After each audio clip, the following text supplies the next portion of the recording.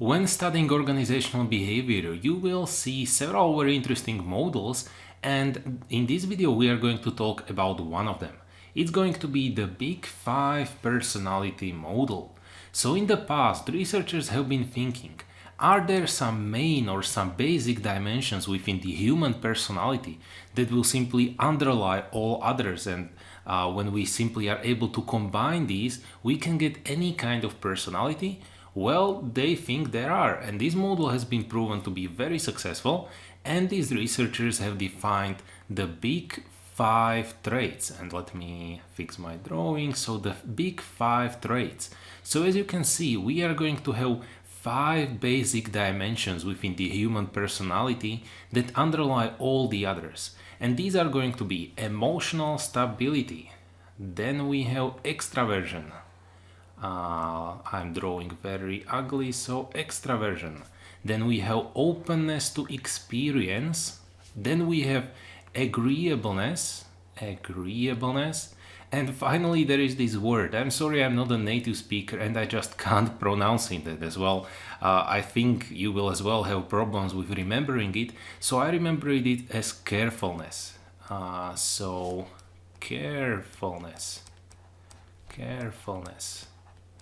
And you will see what I mean by carefulness. So let's get to it. At first we have emotional stability. That is one of the big five traits. And now we are gonna say, why is it relevant to study when we are talking about organizational behavior? And then we will learn what does it affect within, let's say, our company or organization. So emotional stability is basically, and let me change my color, is basically ability to withstand stress. So how are you able to treat the stress when it is around you? How are you able to work under stressful situations? There are two extremes. You either are sort of self-confident and you are withstanding the stress very well, or on the other hand you can be anxious, nervous, and not bearing the stress very well. So why is this relevant? Well, people who have high emotional stability or well-developed emotional stability and are able to withstand the stress very well are less negative thinking. They as well have fewer negative emotions, and finally they are less hypervigilant. Let me highlight this term. So hypervigilant, which is the vulnerability to stress. So let's write it over here. This is vulnerability to stress, which really makes sense. Well, if we are self-confident and are able to handle our emotions very well, we are less vulnerable to stress.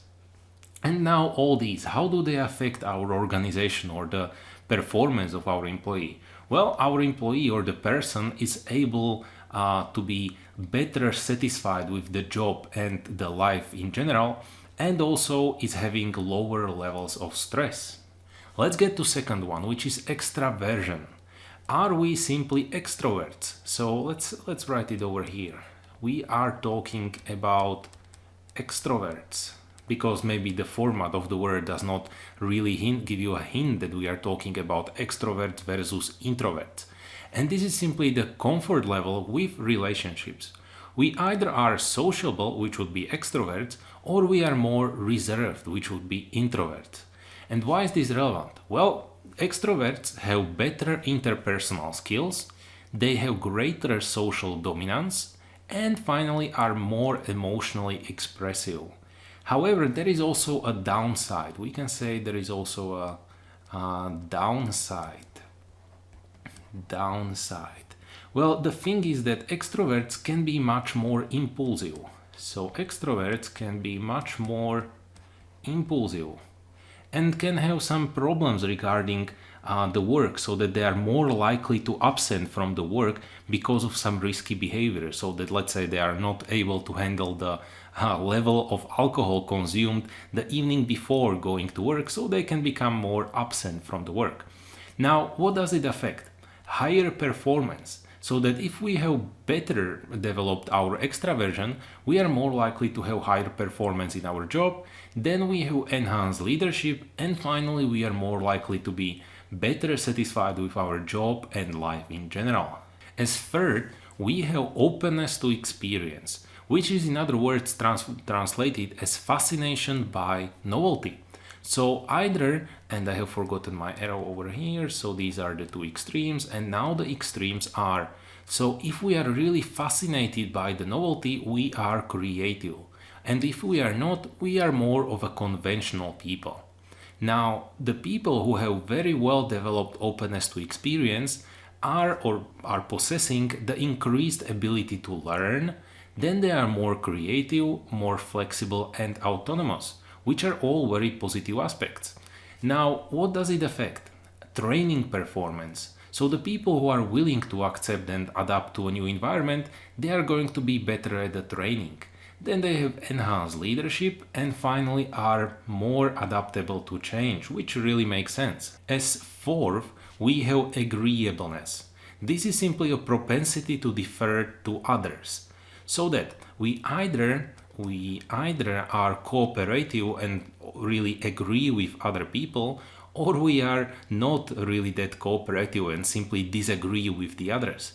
This is a little bit tricky because both of these, either if we are really cooperative or disagreeable, can be a really beneficial, let's say, skills or possessions within the employment.